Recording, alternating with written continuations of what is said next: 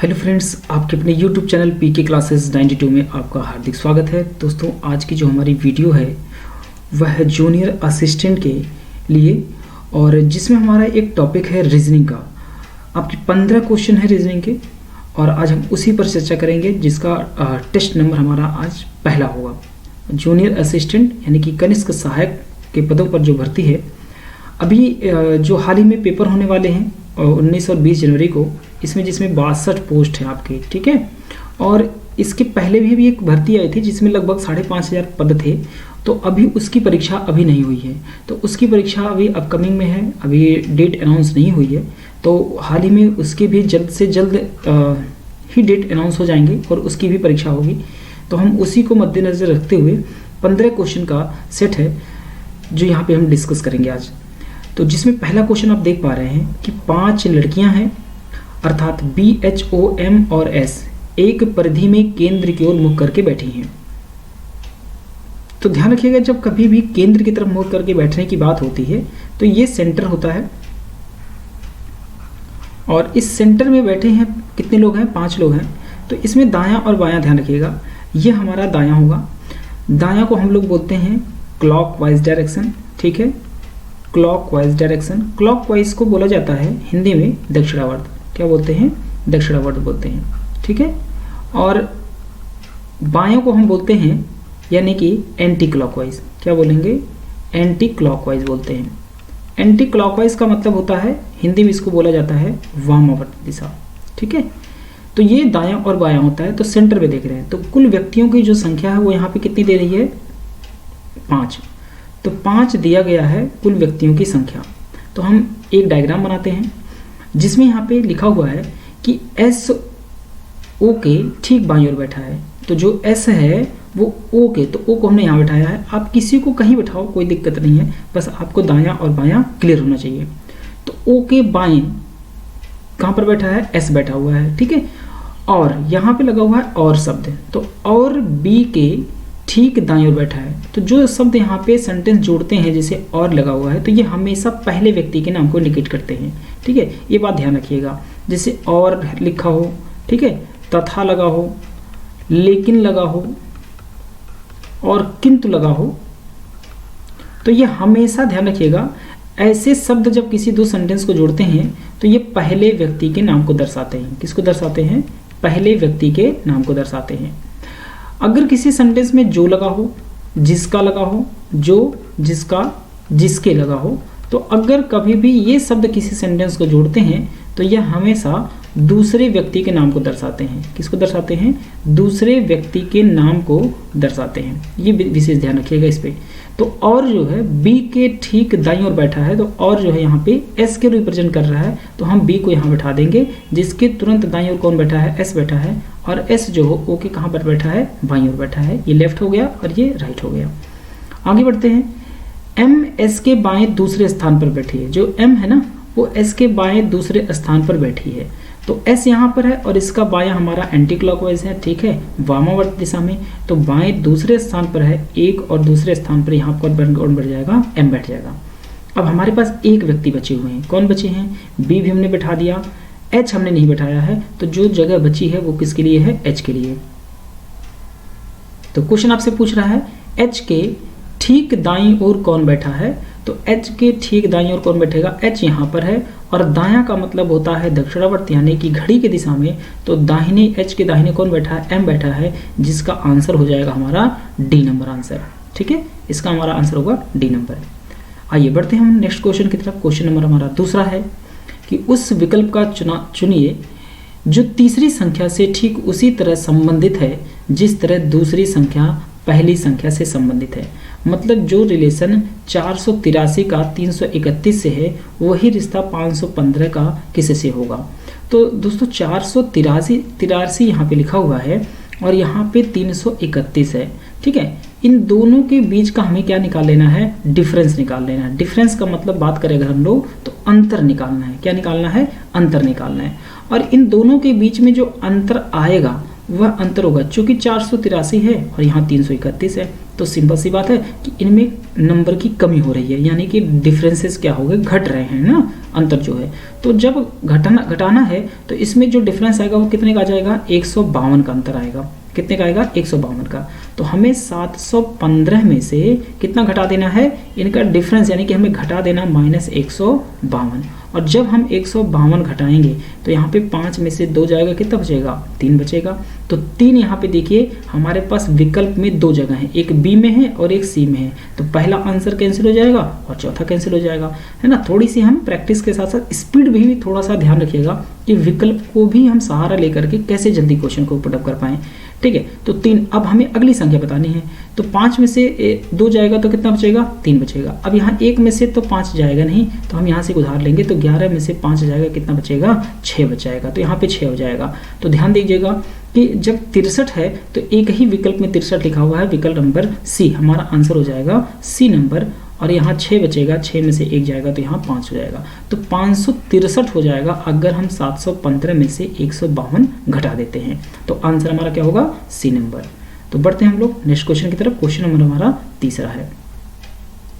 Condition क्या है कि यदि दक्षिण पूरब बन जाता है, तो ये दिशा से आधारित क्वेश्चन हमारे पास है, ध्यान रखिएगा। तो सबसे पहले हम बना लेते हैं कितनी दिशाएं, हमारी 8 दिशा है, ठीक है। ये हमारी 8 दिशा हो जाएगी। इसको हम लोग बोलते हैं उत्तर, इसको हम लोग बोलेंगे उत्तर पूर्व दिशा, उत्तर पूर्व दिशा। और ये हो जाएगा पूर्व दिशा, और ये हो जाएगा हमारा दक्षिण पूर्व दिशा, और ये हो जाएगा हमारा दक्षिण दिशा हो जाएगा, और ये हमारा हो जाएगा दक्षिण पश्चिम दिशा हो जाएगा, और ये दिशा होगी हमारी पश्चिम, और ये हो जाएगा उत्तर पश्चिम दिशा हो जाएगा, ठीक है। ये हमारी 8 दिशाएं होती हैं। तो कंडीशन यहाँ पे है कि यदि दक्षिण पूरब बन जाता है, तो ये देखिए दक्षिण पूरब यहाँ है, और इस दक्षिण पूरब को हमें पूरब बनाने के लिए कितने डिग्री चलना पड़ेगा, यहाँ पे 45 डिग्री चलना पड़ेगा। तो 45 डिग्री, लेकिन जो दिशा है वो हमारी कौन सी है, एंटी क्लॉकवाइज दिशा। कौन सी दिशा है, एंटी क्लॉकवाइज दिशा है, ठीक है। यानी कि ये 45 डिग्री हम चल रहे हैं, लेकिन जो हमारी दिशा है वो एंटी क्लॉकवाइज, मतलब घड़ी के विपरीत दिशा में। जब घड़ी हमारी चलती है वो घड़ी के विपरीत दिशा में, है ना। और घड़ी की दिशा को चलने को हम बोलते हैं क्लॉकवाइज डायरेक्शन। तो 45 डिग्री हम घूम जाते हैं तो दक्षिण पूरब बन जाता है। आगे बढ़ते हैं, फिर कह रहा है कि उत्तर पश्चिम बन जाता है। तो ध्यान दीजिएगा उत्तर पश्चिम यहाँ है, और इसको भी हम घड़ी की विपरीत दिशा में अगर हम चलाएं, तो घड़ी की विपरीत दिशा में अगर हम चलाते हैं तो भी हमें यहाँ पर 45 डिग्री घूमना पड़ा एंटी क्लॉकवाइज डायरेक्शन में, यानी कि घड़ी की विपरीत दिशा में। फिर कह रहा है कि दक्षिण पश्चिम को हम दक्षिण बना देते हैं। तो देखिए दक्षिण पश्चिम यहाँ है, और हमें दक्षिण पश्चिम बनाने के लिए फिर हमें 45 डिग्री चलना पड़ा कौन सी दिशा में, एंटी क्लॉकवाइज डायरेक्शन में, ठीक है। तो हमें क्या पूछा गया है, तो और बाकी सभी दिशाएं इसी तरह से बदल दी जाती हैं। तो उत्तर दिशा इनमें से कौन सी होगी, तो ध्यान दीजिए उत्तर दिशा हमारी ये है, और इसको हमें पकड़ना है और 45 डिग्री घुमा देना है घड़ी के विपरीत दिशा में। तो हम 45 डिग्री जब एंटी क्लॉकवाइज घूमेंगे तो आंसर हमारा आ जाएगा उत्तर पश्चिम दिशा। क्या आ जाएगा, उत्तर पश्चिम दिशा, जिसका आंसर होगा हमारा डी नंबर। क्लियर है, आगे बढ़ते हैं। क्वेश्चन नंबर चौथा है कि एक निश्चित कूट भाषा में FULLY, ठीक है, FULL और Y, हम लोग इसको लिखते हैं, क्या लिखा जाता है, CPPY और J लिख दिया जाता है। तो आपसे पूछ रहा है कि GIVEN को कैसे लिखा जाएगा उसी कूट भाषा में, ठीक है। तो ध्यान दीजिएगा, पहले अंग्रेजी में जब भी कभी वर्णमाला की बात की जाती है तो अंग्रेजी वर्णमाला में हमेशा ध्यान रखिएगा उसके लेटर की प्लेस वैल्यू के आधार पर हम हल करते हैं। जैसे F कितने नंबर पे है, 6 नंबर पर, U कितने नंबर पर, 21 नंबर, L कितने नंबर, 12 नंबर, L कितने नंबर, 12, और Y कितने नंबर पे है, 25 नंबर पर। यह अंग्रेजी वर्णमाला की प्लेस वैल्यू है। C 3 नंबर पर होता है, P 16 नंबर पे, ठीक है, Y 25 नंबर पे, J कितने नंबर पे, 10 नंबर पे, ठीक है ना। अब ध्यान दीजिएगा यहाँ पे कि जब भी कभी अंग्रेजी वर्णमाला में हम कभी भी सवाल लगाते हैं तो तुलना हमेशा 2 तरीके से होता है। एक तो हमारा तुलना होता है कि जो हम पहले अक्षर की बात करें, तो जैसे यहाँ पे F लिखा हुआ है तो पहले अक्षर से हम पहले अक्षर की बात करते हैं, ठीक है। फिर दूसरे अक्षर से दूसरे अक्षर की बात करते हैं, फिर तीसरे अक्षर की तीसरे अक्षर से बात करते हैं। ये हमारा पहला तरीका होता है। एक दूसरा तरीका होता है कि जब अगर पहले और पहले से कोई रूल या नियम नहीं बनता है तो हम आखिरी अक्षर का पहले अक्षर से तुलना शुरू कर देते हैं। यानी कि जैसे y का कम रिलेशन किससे बनाएंगे हम लोग, c से बनाएंगे, ठीक है। फिर l का रिलेशन किससे होगा, p से होगा। यानी कि जो पहला लेटर है उसके आखिरी के और यहाँ पे पहले लेटर से तुलना होगा, फिर आखिरी के दूसरे से, यहाँ शुरुआती के दूसरे अक्षर से, फिर आखिरी के तीसरे से, यहाँ शुरुआती के तीसरे से, इस तरह से तुलना करते हैं। यानी कि दो प्रकार से हम तुलना किया जाता है, हमेशा प्रश्न में ध्यान रखिएगा, ठीक। तो यहाँ पे जैसे तुलना कर लेते हैं हम लोग। अगर बात करें ये 6 नंबर है f जो है, और यहाँ 3 नंबर है, तो माइनस यहाँ पे 3 हो गया है, ये बात क्लियर है। लेकिन यहाँ 21 है और यहाँ पे 16 है, तो डिफरेंसेस ज़्यादा आएंगे। फिर यहाँ देखिए 12 है, फिर यहाँ 16 है, यहाँ 4 बढ़ गया, फिर यहाँ देखिए 12 है, यहाँ 25 है, तो कोई तुलना यहाँ नहीं हो रहा है। तो हमें क्या करना होगा कि अगर पहले लेटर से और पहले लेटर का तुलना नहीं होगा तो हम आखिरी अक्षर का पहले अक्षर से तुलना करेंगे। जैसे यहाँ 25 है, तो 25 में यदि हम लोग क्या करें, 4 जोड़ दें, ठीक है। 25 में अगर हम लोग 4 जोड़ दें तो हमारा कितना हो जाएगा, c हो जाएगा, यानी कि 3 आ जाएगा। यानी कि पहले अक्षर का क्या करना है हमें, यानी कि पहले अक्षर जो है यहाँ पे आखिरी अक्षर का पहले अक्षर से तुलना हो रहा है। यानी कि जो हमारा टाइप चल रहा है वो सेकंड वाला चल रहा है, y से c, उसके बाद l से p, फिर यहाँ पे l से यहाँ पे फिर p, और फिर यहाँ u से कितना हो जाएगा, y, और फिर यहाँ कितना हो जाएगा, f से g हो जाएगा। अब सब में अगर हम तुलना करें, ध्यान दीजिएगा, तो 12 के बाद यहाँ पे क्या हो जाएगा, 16 हो गया, तो फिर इसमें कितना बढ़ा दिया, 4, ठीक है। तो सब में क्या हो रहा है, सब में अगर हम बात करें सभी लेटर में, तो सभी लेटर में +4 हो रहा है, ठीक है। जैसे यहाँ पे 6 है, तो 6 में 4 बढ़ाएंगे तो कितना होगा, 10 हो जाएगा। फिर 21 में 4 बढ़ाएंगे तो कितना हो जाएगा, 25 हो जाएगा। फिर 12 में 4 बढ़ाएंगे तो कितना होगा, 16 हो जाएगा। फिर देखिए 12 में 4 बढ़ाएंगे कितना होगा, 16 हो जाएगा। फिर 25 में हमें क्या करना, 4 बढ़ाएंगे तो c हो जाएगा, ठीक। तो सेम कंडीशन यहाँ पे हमें, तो इसमें क्या करना है, हमें 4 बढ़ा देना है सब में, लेकिन कैसे बढ़ाना है, लास्ट लेटर को पहले लेटर से, ठीक है। तो ये हमारा जो g है वो 7 नंबर पे, i 9 नंबर पे, v 22 नंबर पे, e 5 नंबर पे, n 14 नंबर पे। तो 14 में 4 बढ़ाएंगे तो कितना हो जाएगा, 18 पे लेटर कौन आएगा, r। इसके बाद यहाँ पे 5 है, 5 में 4 बढ़ा दीजिए, 5 और 4 कितने हो जाएंगे, 9, और 9 नंबर पे कौन आ जाएगा, 9 नंबर पे i आएगा, ठीक है। इसके बाद 22 में 4 जोड़ दीजिए, तो 22 और 4 कितना होगा, 26 में क्या होगा, z। फिर 9 में 4 जोड़िए, 9 4 कितना हो जाएगा, 13 में कौन आ जाएगा, यहाँ पे m आ जाएगा, ठीक है। फिर 7 है, 7 में 4 जोड़ेंगे तो 7 4 कितना हो जाएगा, 11, और 11 पे कौन आएगा, k। तो RIZMK बनेगा, जिसका आंसर होगा पहला नंबर RIZMK हो जाएगा। तो दो तरीके से तुलना होता है, एक पहले अक्षर का पहले अक्षर से, अगर यहाँ पे कोई पैटर्न नहीं बनेगा तो आखिरी अक्षर का पहले अक्षर से हम रिलेशन बना लेते हैं, ठीक है। तो क्वेश्चन नंबर हमारा अगला है, चौथा 5वां नंबर। यहाँ पे पूछा जा रहा है कि दी गई आकृति के उस सही दर्पण प्रतिबिंब को चुनिए जो नीचे दर्शाए गए अनुसार दर्पण को ए बी पर रखने पर बनेगा। यानी कि जो हमारा मिरर है वो हमारा रहेगा इस पर, ए और बी पर, ठीक है। तो ध्यान रखिएगा, जब भी कभी भी मिरर इमेज की बात की जाती है तो इसमें जो मिरर होता है वो या तो दायां रखा जाता है और या तो बायां रखा जाता है, ठीक है। तो इसमें कभी भी जब परिवर्तन होता है तो ऊपर का हिस्सा ऊपर ही रहेगा और नीचे का हिस्सा नीचे रहता है। बस इसमें क्या बदल जाता है, जो दायां होता है वो बायां हो जाता है, जो बायां होगा वो दायां हो जाएगा, ठीक है। ये बात विशेष ध्यान रखिएगा। तो यहाँ पे जो हमारा एरो अभी किधर भाग रहा है, पूरब की दिशा में, ये दोनों के दोनों एरो जब बदले जाएंगे तो ये सब के सब भागना शुरू कर देंगे किधर, ये सब भागना शुरू कर देंगे पश्चिम दिशा में, ठीक है। यानी कि सर्कल जो बनेगा वो इस प्रकार से बन जाएगा। तो दोनों दिशा हमारी पश्चिम दिशा में भागेगी, तो ये तो पहला आंसर हो गया। उसके बाद ये बी नंबर कट जाएगा, उसके बाद ये हमारा चौथा हो सकता है और ये तीसरा कट जाएगा। तो दो विकल्प हमारे कैंसिल हो गए। अब हमारे पास पहला और चौथा बचा हुआ है। अब ध्यान दीजिएगा, ये जो ट्रायंगल है, जो ट्रायंगल बनेगा वो ट्रायंगल तो सेम ही रहेगा, ट्रायंगल में कोई परिवर्तन नहीं होने वाला है। बस ये जो ट्रायंगल में छोटा ट्रायंगल बना है यह शिफ्ट हो जाएगा कहाँ पर, ये हो जाएगा हमारा जो अभी पश्चिम दिशा में दिख रहा है, अब वो पूर्व दिशा में चला जाएगा। मतलब ये हमारा यहाँ चला जाएगा और यहाँ पे ये कलर फिल्म में सेट हो जाएगा, ठीक है। ये हमारा दर्पण प्रतिबिंब बनेगा। तो जिसका आंसर हमारा डी ना हो करके कौन सा हो जाएगा, पहला नंबर। तो इसका आंसर हमारा होगा फर्स्ट नंबर क्वेश्चन में, ठीक है, 5वें नंबर का।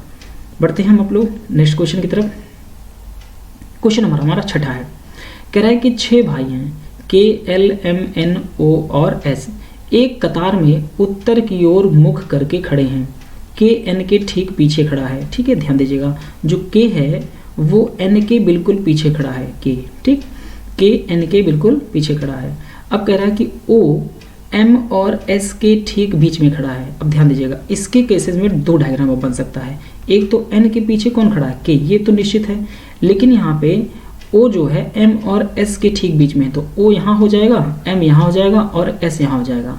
एक तो हमने ऊपर बना दिया, दूसरा हमने नीचे बनाना है, क्योंकि N के ऊपर भी हो सकता है और K के नीचे भी हो सकता है, क्योंकि ऐसी कोई कंडीशन अभी हमारे पास नहीं है फिलहाल, जितना हमने पढ़ा भी सवाल।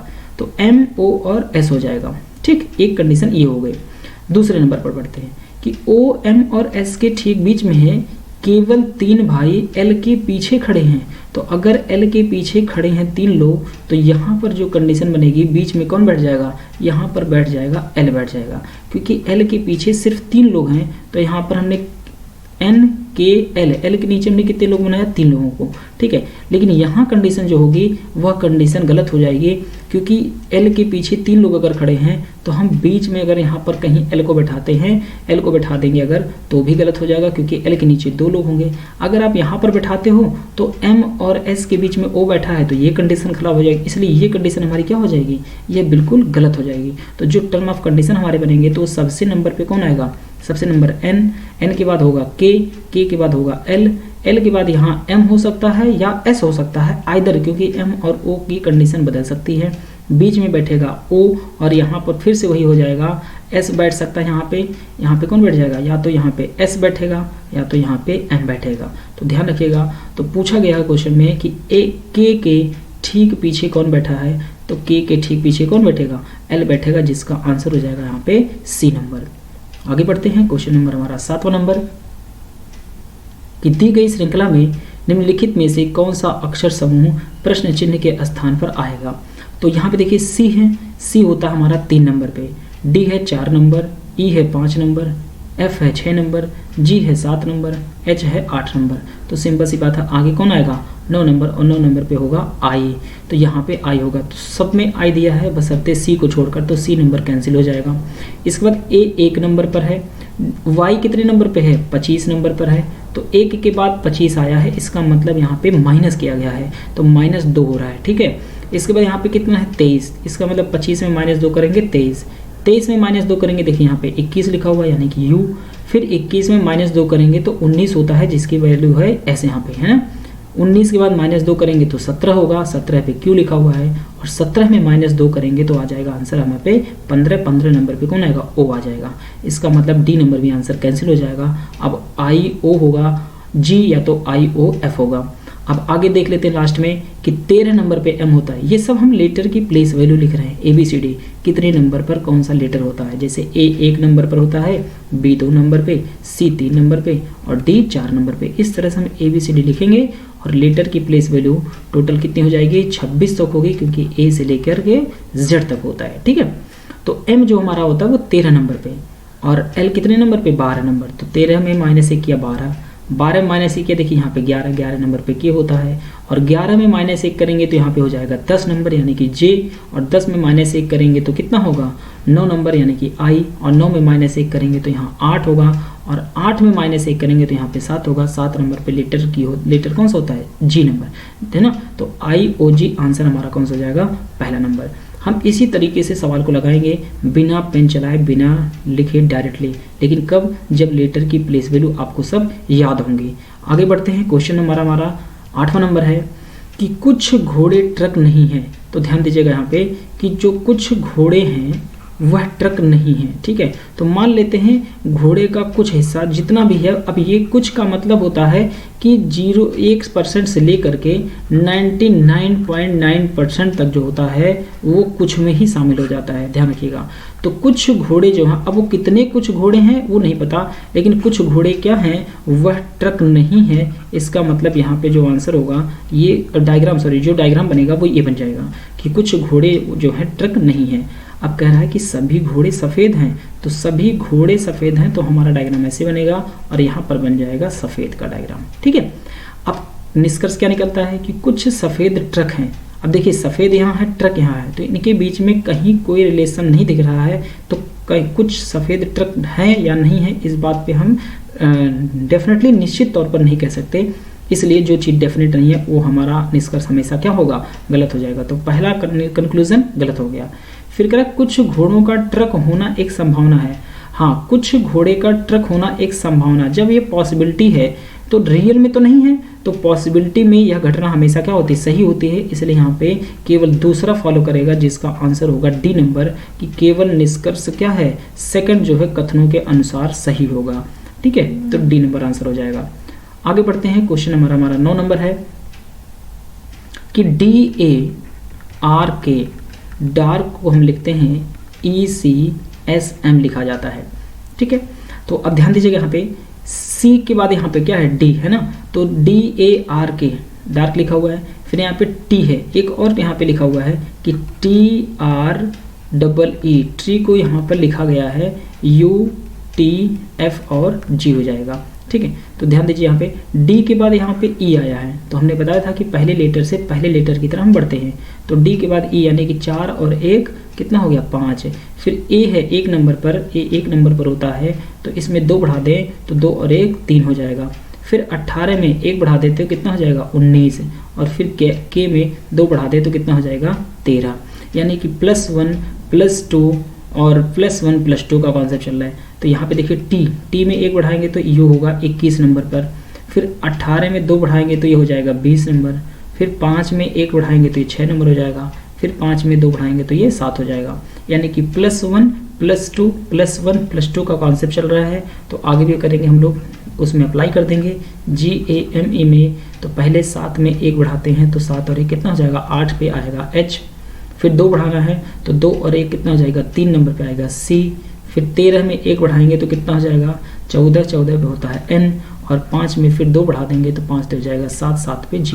तो HCNG क्या बनेगा, HCNG हो जाएगा, जिसका आंसर यहाँ पे देखिए कौन सा होगा हमारा, HCN और G होगा, तो C नंबर आंसर जो बनेगा। ठीक है, क्या बन जाएगा, C नंबर हमारा आंसर बन जाएगा। ठीक है, HCNG। तो +1 और +1 +2 +1 +2 का कॉन्सेप्ट चल रहा है, +1 +2 +1 +2 का कॉन्सेप्ट। आगे बढ़ते हैं, क्वेश्चन नंबर हमारा अगला है 10 नंबर। अमन और बीना एक दंपत्ति हैं। ठीक है, अमन और बीना एक दंपत्ति हैं, तो ये ब्लड रिलेशन के क्वेश्चन है। तो अमन है यहाँ पर है, अमन और बीना है। ठीक है, तो हमने यहाँ पर बीना को बना दिया। यह लोग एक दंपत्ति हैं। क्या है, यह एक दंपत्ति हैं। दंपत्ति का मतलब होता है जोड़ा, शादीशुदा। ठीक है, तो अमन और बीना एक दंपत्ति हैं। ठीक, तो अमन विमल के पिता। ठीक है, जो अमन है वह विमल के पिता, यानी कि जो विमल होंगे यहाँ पर इनके पिता, तो विमल के पिता हैं एक। तो अमन जो है वह विमल के पिता मनीष। ठीक है, विमल के पिता कौन है, मनीष हैं। तो मनीष के भाई हैं, यानी कि जो अमन है ये विमल के पिता के, यानी कि कौन है पिता इनके, मनीष। मनीष के कौन है, भाई हैं, तो ये यानी इसकी वाइफ हो जाएंगी।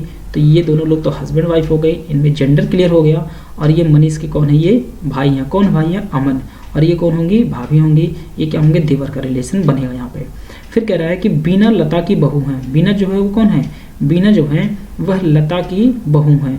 तो लता की बहू कैसे बनेगी, तो यहाँ पे हो जाएंगी लता, और इनकी बहू कौन है, ये बीना है। ठीक है, और ये इनके क्या हो जाएंगे, बेटे हो जाएंगे।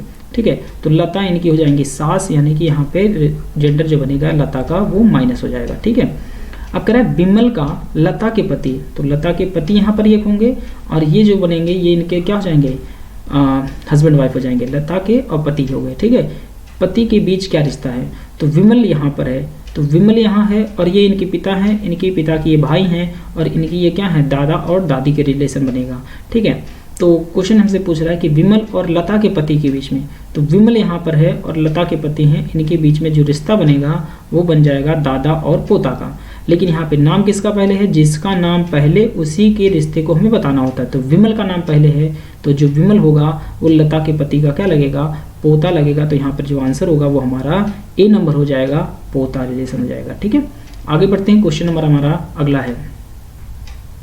उस विकल्प आकृति को चुनिए जिसमें दी गई आकृति उसके भाग के रूप में निहित है, मतलब घूर्णन की अनुमति नहीं है। अच्छा दोस्तों, कभी कभी ध्यान रखिएगा, यह एम्बेडेड फिगर का टॉपिक है नॉन वर्बल में। इसमें कभी कभी ये चीज़ें नहीं लिखता है कि घूर्णन की अनुमति नहीं है, ये बात नहीं लिखता है, तो उसका मतलब होता है कभी कभी हम घुमा करके भी इसको सेट कर सकते हैं।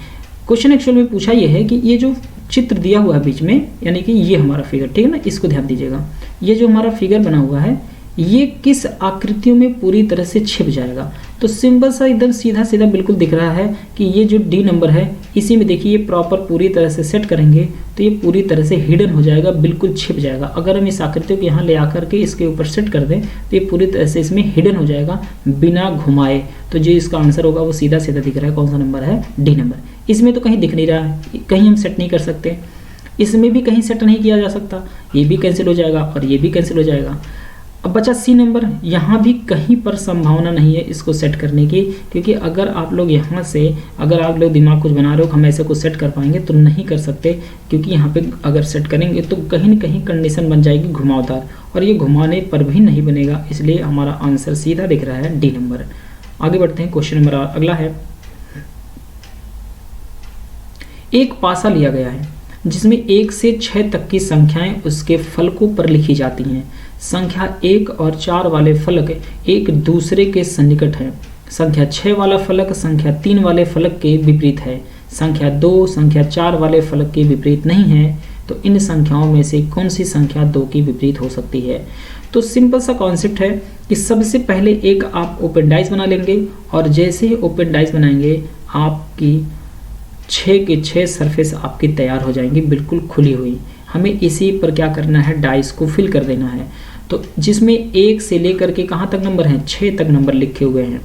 अब कह रहा है कि एक संख्या 1 और 4 वाले फलक एक दूसरे के सन्निकट हैं। सन्निकट का मतलब होता है समान होना, मतलब पड़ोसी हो जाना, मतलब सटा हुआ, ठीक है। तो 1 और 4 को हम यहाँ पड़ोसी बना देते हैं, क्योंकि इन दोनों को और एक साथ रखना है, सन्निकट रखना है, पड़ोसी रखना है। आप यहाँ की बजाय यहाँ भी बैठा सकते हैं, कोई दिक्कत नहीं है। बस 2 डाइस की यानी कि 2 सरफेस एक साथ हो और उसके अगल बगल में 1 और 4 हो, बस ये रखना है, ध्यान रखिएगा। संख्या 6 वाला फलक और संख्या 3 वाले फलक के विपरीत में है, मतलब अपोजिट है। अब 6 और 3 को यहाँ नहीं बैठा सकते क्योंकि पड़ोसी हो जाएंगे, तो 6 को यहाँ बैठाइए और यहाँ पे 3 को बैठाइए, क्योंकि इन दोनों का विपरीत फलक ये हो जाएगा, ऊपर और नीचे, ठीक है। अब कह रहे हैं संख्या 2 और संख्या 4 वाले फलक के विपरीत नहीं है, मतलब हम 2 को यहाँ बैठा सकते हैं, ठीक है। संख्या 2 और संख्या 4 वाले फलक के विपरीत नहीं है, तो अगर विपरीत नहीं है तो 2 और 4 एक साथ होंगे, पड़ोसी होंगे, तो बचा हमारे पास एक ही नंबर, कौन सा हो जाएगा यहाँ पे 5। अगर आप 2 को यहाँ बैठाते तो 4 और 2 एक दूसरे का विपरीत हो जाता, तो यहाँ पे 2 नहीं बैठा सकते, हम बैठाएंगे 2 को यहाँ पे, और यहाँ पर कौन बैठेगा 5, क्योंकि 1 से लेकर 6 तक सरफेस हैं और 6 सतहें यहाँ पे खुली हुई हैं। आप देख पा रहे हैं सभी सरफेस पे हमने 1 से लेकर 6 तक लिख दिया है। अब 6 का जो विपरीत है वो 3 है, 1 का विपरीत 2 है, 4 का विपरीत 5 है, एक दूसरे के विपरीत हमें पता चल गए हैं। तो कंडीशन कह रहा है कि कौन सी संख्या 2 के विपरीत हो सकती है। तो 2 के विपरीत संख्या जो होगी वो कौन होगी, 1 हो जाएगी, जिसका आंसर हमारा होगा ए नंबर ऑप्शन सही हो जाएगा। क्लियर है। आगे बढ़ते हैं, क्वेश्चन नंबर हमारा अगला है 13 नंबर। यहाँ कंडीशन है कि JOCKEY को KCJYOE लिखा जाता है, तो उस भाषा में EXCISE को कैसे लिखा जाएगा। तो देखिए यहाँ पे ध्यान दीजिएगा थोड़ा सा कि जो ये लेटर दिख रहे हैं ना यहाँ पे JOCKEY को, तो KCJYOE ही लिखा गया, मतलब इन्हीं लेटर को आपस में इंटरचेंज करके लिखा गया है, ठीक है। तो ऐसे सवालों को करने के लिए हमें क्या करना है, एक तो होता है मेथड हमारा क्रॉस मेथड, जिसमें हम लेटर को इस तरह से क्रॉस बना सकते हैं, ठीक है, घुमा के लिख सकते हैं, ठीक। और दूसरा पैटर्न है कि हम इनके ऊपर नंबरिंग कर दें। नंबरिंग का मतलब होता है लेटर की प्लेसवरी नहीं लिखनी है, हमें इनको क्रम से बनाना है, जैसे 1 2 3 4 5 और 6। तो जिस क्रम के लेटर को उठाया है उसी क्रम में हम यहाँ पे सजा देंगे अगले वाले में, ठीक है। तो पहले नंबर पे कौन आया है, 4 नंबर। देखिए के कितने नंबर पे है, 4 नंबर, तो यहाँ 4 लिख दिया। सी कितने नंबर पे है, 3 नंबर, तो हमने 3 लिख दिया। अब जे कितने नंबर पे है, 1 नंबर, तो यहाँ पे हमें 1 लिखना है। वाई कितने नंबर होगा, 6 नंबर। ओ कितने नंबर पे है, 2 नंबर। और ई कितने नंबर पर है, ई हमारा 5 नंबर पर हो जाएगा। तो सेम वही हमें यहाँ भी करना है, 1 2 3 4 5 और 6। तो बस उसी क्रम में सजा दीजिए। तो सबसे पहले आएगा 4, फिर 3, उसके बाद 1, 6, 2 और 5, इसी क्रम में सजाना है। तो 4 नंबर पे आएगा I, 3 नंबर पे कौन है C, इसके बाद 1 नंबर पे कौन है E, उसके बाद 6 नंबर पे कौन आ जाएगा E हो जाएगा, ठीक है। और 2 नंबर पे कौन होगा X होगा, और 5 नंबर पर कौन सा हो जाएगा हमारा S हो जाएगा। तो ये हमारा कोड बन के तैयार हो गया। तो ICEE, तो देखिए यहाँ पे किसमें बन रहा है ICEE, बी नंबर आंसर में ICEE X और S, तो बी नंबर हमारा आंसर हो जाएगा। तो एक तो इसका पैटर्न है कि क्रॉस पैटर्न से हम इसको कर ले, ठीक है, इस तरीके से सारे नंबर को ऐसे घुमा दीजिए। और दूसरा पैटर्न हमारा बनता है कि इनके ऊपर हम नंबरिंग कर दें, क्रम से सजा दें, 1 2 3 4 लगा के, और जिस नंबर को इन्होंने पहले उठा के क्रम से सजाया है उसी रूप में हम अगले में भी सजा देंगे। क्वेश्चन नंबर अगला बढ़ता हमारा 14 नंबर है कि उस विकल्प को चुनिए जो तीसरे शब्द से उसी प्रकार संबंधित है जिस प्रकार दूसरा शब्द पहले शब्द से संबंधित है। जैसे फल, फल का संबंध किससे है, अनार से है। तो अनार क्या होता है, एक फल होता है, फल के अंतर्गत आता है अनार। तो उसी तरह से स्तनधारी की बात की जा रही है। तो स्तनधारी के रूप में कौन आएगा, छिपकली स्तनधारी होती नहीं है, कबूतर स्तनधारी होगा नहीं, ठीक है, कुत्ता और सर्प, सर्प भी स्तनधारी नहीं होता है, और ये हो जाएगा कुत्ता। इसका जो आंसर होगा वो बी नंबर हो जाएगा। हमारा लास्ट क्वेश्चन है 15 नंबर कि WIFE को 172 लिखा जाता है, ठीक है ना। तो WIF और E है ना, इसको लिखा जाता है 172। और कैट CAT, कैट को लिखा जाता है 72। तो यहाँ पे पूछ रहा है SON को किस रूप में लिखा जाएगा, कोडिंग करनी है, ठीक है। तो सबसे पहले हमें लेटर की प्लेस वैल्यू, जब भी कभी नंबर आए और अंग्रेजी वर्णमाला दिखे तो हमेशा अंग्रेजी वर्णमाला के ऊपर नंबरिंग जरूर करिए। तो इसका हो जाएगा 23, 9, 6 और 5।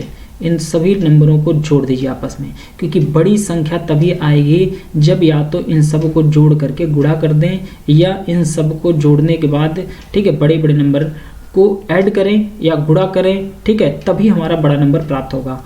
अगर इस तरह पैटर्न पे नंबर नहीं मिलेगा तो हम सभी लेटर के विपरीत अक्षर की प्लेस वैल्यू को जोड़ के भी गुणा कर सकते हैं, ठीक है। तो सबसे पहले इनको जोड़ लेते हैं, 23 और 9 और 6 और 5। अब सबको अगर आप जोड़ोगे तो बनेगा 43, ठीक है।